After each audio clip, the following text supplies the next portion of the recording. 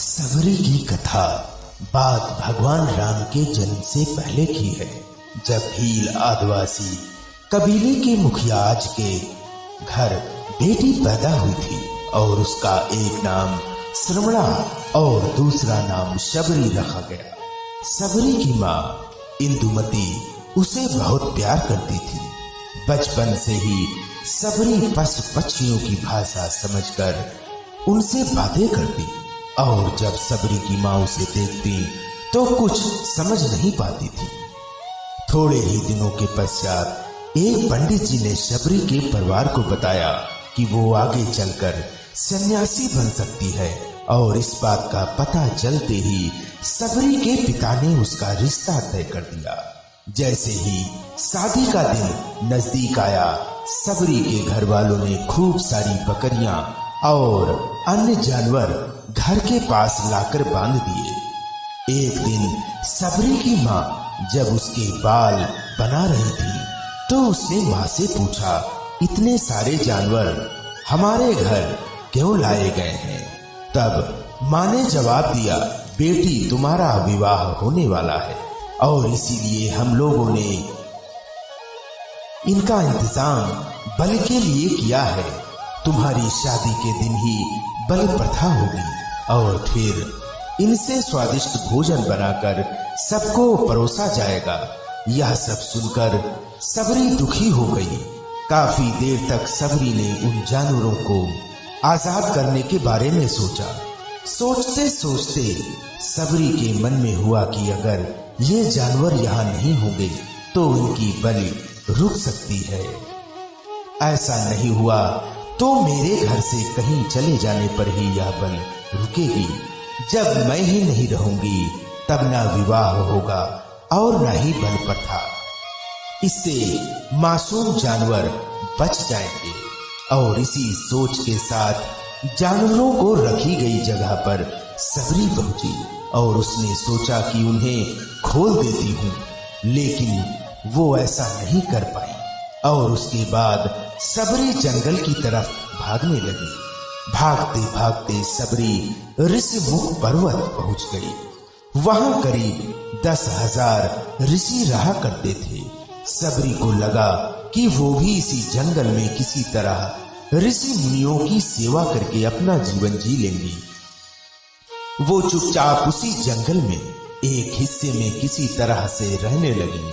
सबरी रोजाना ऋषि मुनियों की झोपड़ी के आगे झाड़ू लगाती और हवन के लिए लकड़ियां भी लाकर रख देती। ऋषि मुनियों को समझ नहीं आ रहा था कि जंगल में उनके काम अपने आप कैसे हो रहे हैं। एक दिन सबरी को किसी ऋषि ने देख लिया और उसे देखते ही उसका परिचय पूछा। जैसे ही सबरी ने बताया कि वो भील आदिवासी परिवार से संबंध रखती है तो उसे ऋषियों ने खूब डांट लगाई। सबरी को इस बात का बिल्कुल भी पता नहीं था कि उसकी जात छोटी है और उसे ऋषियों द्वारा जात की वजह अपमान सहन करना पड़ेगा।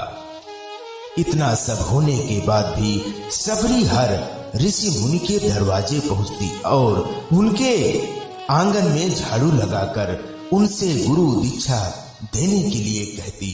हर कोई सबरी को उसकी जात की वजह से अपने आश्रम से भगा देता था और ऐसा होते होते काफी समय बीत गया और उसके बाद सबरी मतंग ऋषि की कुटिया में पहुंची।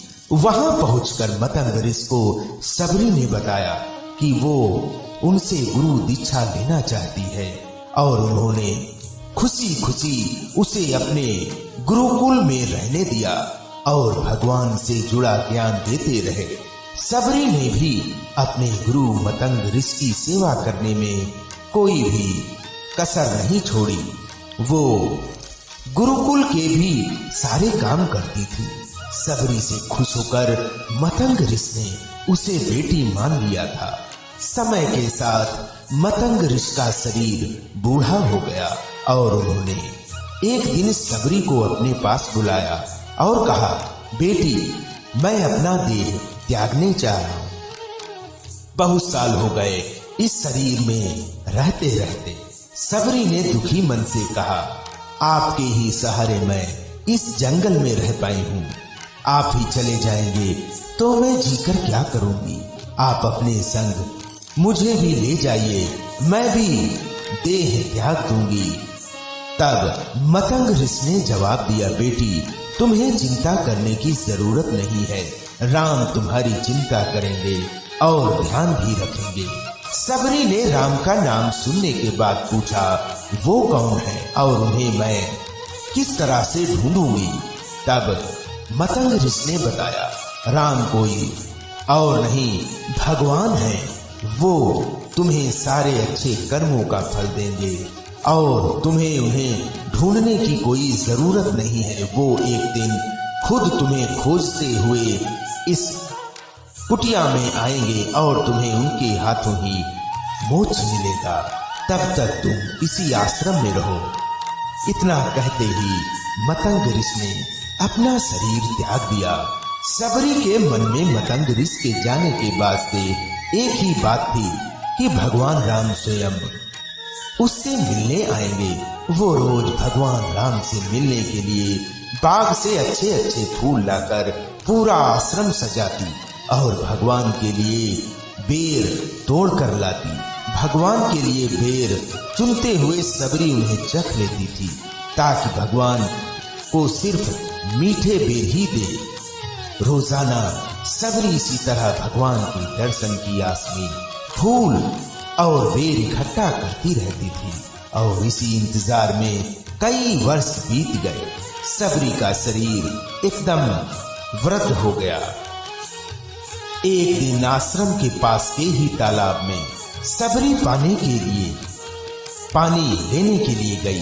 तभी पास के ही एक ऋषि ने उसे अछूत कहते हुए वहां से भागने के लिए कहा और एक पत्थर मार दिया।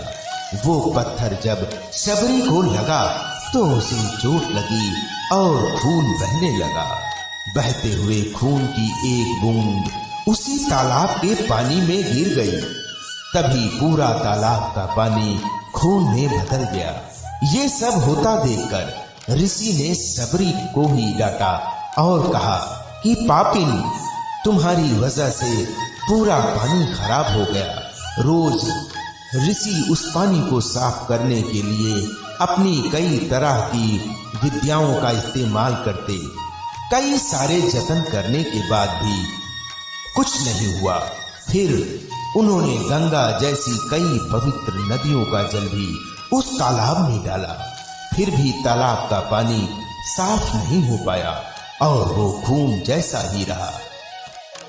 कई वर्षों तक तालाब के पानी को साफ करने की कोशिश के बाद भी कुछ काम नहीं आया तो ऋषि ने थक कर सब कुछ छोड़ दिया। इस घटना के कई वर्षों के बाद भगवान राम अपनी पत्नी सीता के हरण के बाद उन्हें ढूंढते हुए उसी तालाब के पास पहुंचे। ऋषि मुनियों ने उन्हें पहचान लिया। भगवान को वहां देखकर ऋषियों ने तालाब का पानी साफ करने के लिए भगवान को अपने पैर उसमें डालने के लिए कहा, लेकिन पानी जैसे का तैसा ही था। ऋषि मुनियों ने भगवान से भी कई अन्य जतन करवाए, परंतु वो पानी जसका तस खून जैसा ही रहा।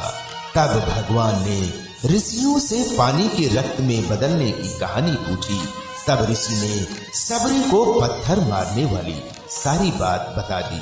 उसके बाद कहा कि वो महिला ही अपवित्र है, छोटी जात की है और इसीलिए ये सब कुछ हुआ है। उसी वक्त भगवान राम ने कहा, ये सब आप लोगों के खराब वचनों से हुआ है। सबरी को इस तरह के शब्द बोलकर आप लोगों ने उसे नहीं बल्कि मेरे दिल को घायल किया है और इसी घायल दिल के रक्त का प्रतीक यह तालाब का लाल पानी है। आगे भगवान राम बोले, कहाँ है वो माई, मैं उनसे मिलना चाहता हूँ। तब तक सबरी उसी तालाब के पास पहुंच जाती है और इस दौरान सबरी के पैर को ठोकर लगती है और कुछ धूल उस तालाब में गिर जाती है। तभी सारा पानी साफ हो जाता है। भगवान सबसे कहते हैं कि देखिए, आप लोगों ने क्या कुछ नहीं किया, परंतु पानी साफ नहीं हो पाया। अभी सिर्फ इनके पैर की थोड़ी सी धूल ने ही तालाब का पानी साफ कर दिया। भगवान श्री राम को सबरी पहचान चुकी थी और उन्हें प्रणाम करके सबरी ने कहा, हे भगवान, आप मेरे साथ कुटिया चलिए। भगवान खुशी खुशी सबरी के साथ चल पड़े। फूलों से सबरी ने भगवान राम का स्वागत किया और वो सीधे बेर तोड़ने के लिए भाग गईं और चख चख कर उनके लिए बेर लेकर आई और उन्होंने बड़े ही प्यार से भगवान राम और उनके भाई लक्ष्मण को बेर दिए। भगवान श्री राम ने भी उतने ही प्यार से उन बेर को खाना शुरू किया। तभी बेर देखकर मुंह बनाते हुए उनके भाई ने कहा, भैया, ये बेर तो जूठे हैं और इन्हें आप कैसे खा सकते हैं? तब भगवान श्री राम ने जवाब दिया, ये जूठे नहीं हैं, बल्कि बहुत मीठे हैं। सबरी माई हम सब के लिए ये बहुत प्यार से तोड़कर लाई है। और इतना कहकर भगवान श्री राम प्यार से उन बेर को खाने लगे। भगवान ने जाते हुए सबरी माई से कहा, आप मुझसे जो चाहे वो मांग सकती हैं। तब सबरी ने कहा, मतंग ऋषि के कहने पर मैं आज तक सिर्फ आपके दर्शन करने के लिए जी रही थी। अब आप मुझे मोक्ष प्रदान कीजिए। मैं अपना शरीर आपके सामने ही त्यागूंगी। और उसी वक्त सबरी ने अपना शरीर त्याग दिया। भगवान राम ने अपने हाथों से उनका अंतिम संस्कार किया और सीता माँ की खोज में आगे बढ़ गए। और इस तरह से ऋषि मतंग की बात सच साबित हुई और सबरी को भगवान राम के दर्शन भी हुए। और उसी समय से भगवान राम को सबरी के राम भी कहा जाने लगा। तो प्रेम से बोलिए, जय श्री राम, जय हो सबरी।